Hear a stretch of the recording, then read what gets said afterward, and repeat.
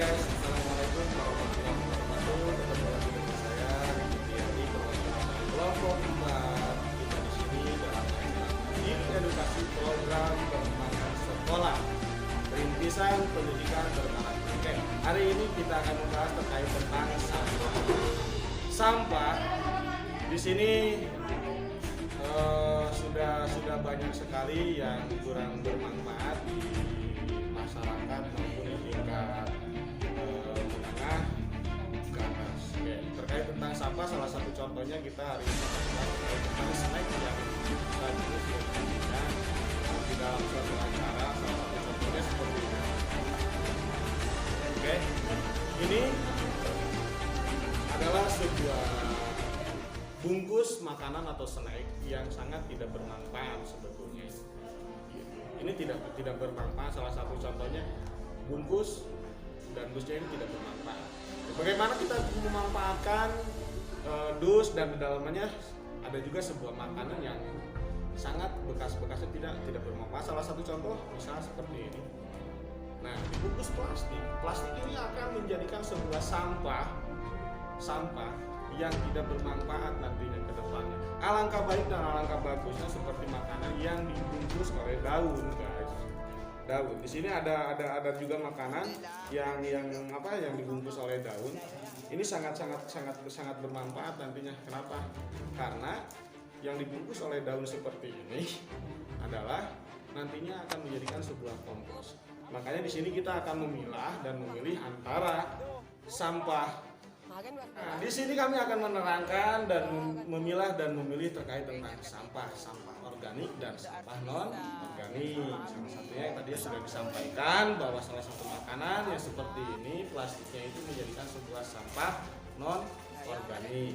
Nah, kalau ini makanan yang dibungkus oleh daun pisang ini menjadikan sampah organik karena bisa dimanfaatkan menjadikan sebuah pupuk. Nah, demikian, dan ini alangkah baik dan bagusnya untuk memajukan perekonomian, pemulihan ekonomi di tengah-tengah pandemi ini. Alangkah baiknya ini memanfaatkan, jangan pakai yang beginian, tapi manfaatkanlah yang beginian. Nah, ini akan benar menjadikan sebuah kompos dan pupuk nantinya, guys. Gitu ya. Mungkin itu saja dulu yang bisa saya sampaikan. Nanti kita lanjut di episode yang berikutnya. Jangan lupa like and subscribe.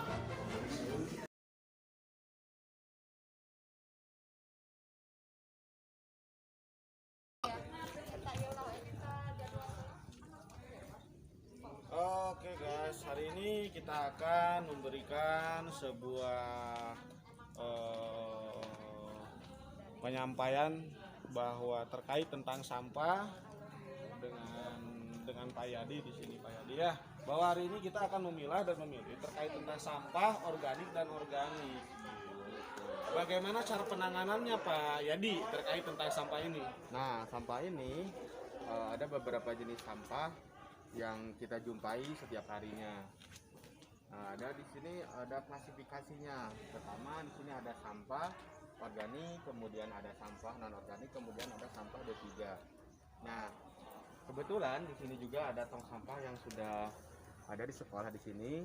Nah, sampah-sampah organik ini salah satunya itu ada seperti jenis daun, kemudian kertas, tisu, kemudian dedaunan, dedaunan dan lain-lain. Kemudian Oke, jadi gini ya Pak ya. Jadi peserta didik yang ada di SDN 2 Citata ini diarahkan bahwa agar siswa itu untuk menyimpan dan membuang sampah itu sesuai dengan apa yang sudah disediakan dalam tong sampah semacam ini ya Pak ya. Iya. Ada sampah organik, misal ada daun, kertas dan tisu, ini masuk ke dalam sampah organik. Dan ada juga sampah yang non organik.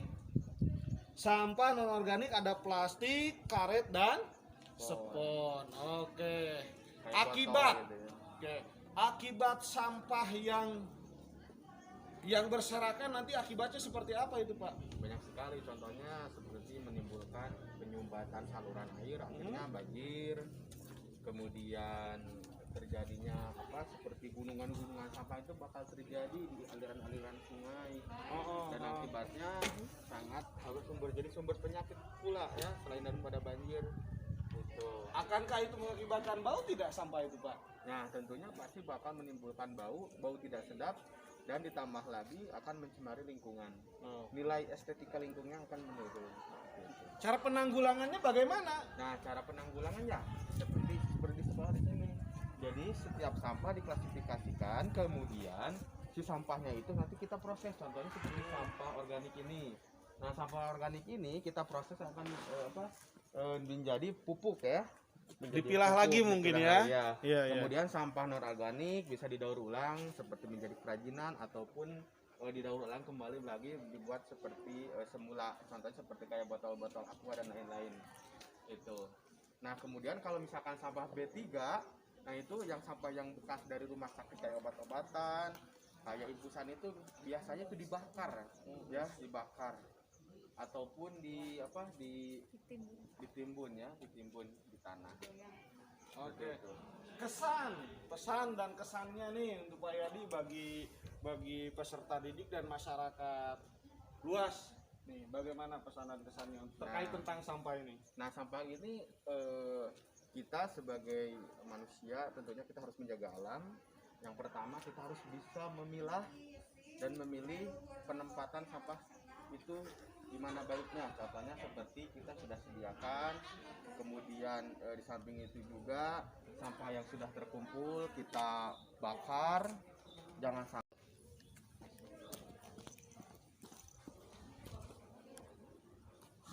Oke, guys, hari ini saya akan melanjutkan apa yang saya sampaikan pada episode yang sebelumnya, dan hari ini akan mewawancari Pak Yadi sebagai tenaga pendidik di salah satu sekolah yang ada di Kecamatan Cipata. Oke, terkait tentang sampah ini Pak, tentang sampah, bagaimana cara penanganan terkait tentang sampah ini Pak? Nah, di sini di sekolah kami ini tentang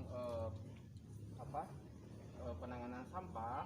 Jadi di sekolah sini sudah disediakan tempat-tempat sampah yang khusus ya. Contohnya seperti di sini bak sampah di sini seperti sampah organik dan sampah non organik.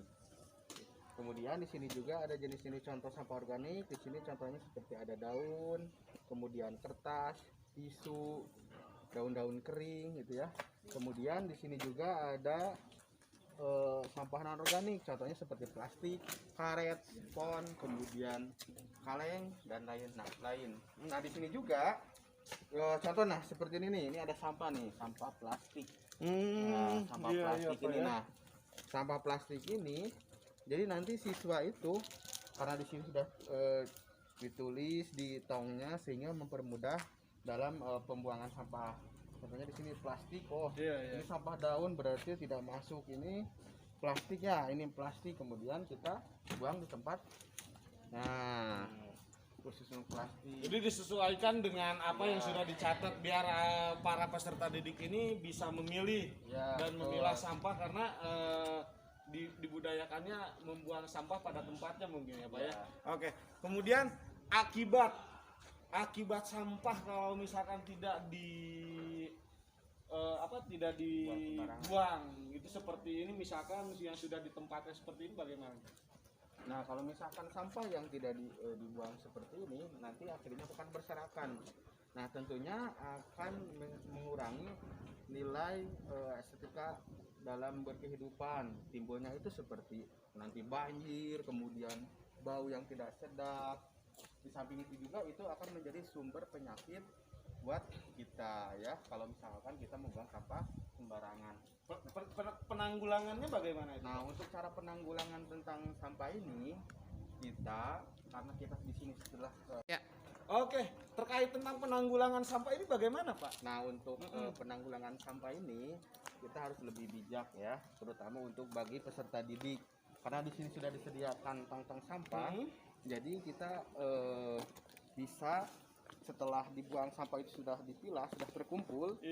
Jadi kita akan contohnya seperti kayak sampah organik.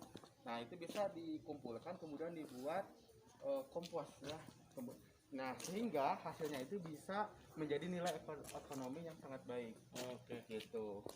Mungkin ada pesan atau kesan yang bisa disampaikan untuk rekan-rekan. Nah, untuk teman-teman semua, jadi kita harus jangan membuang sampah sembarangan. Itu harus kita jaga kesehatan. Seperti itu. Oke, terima kasih. Saya Ricky. Saya jadi Edukasi mandiri sukses.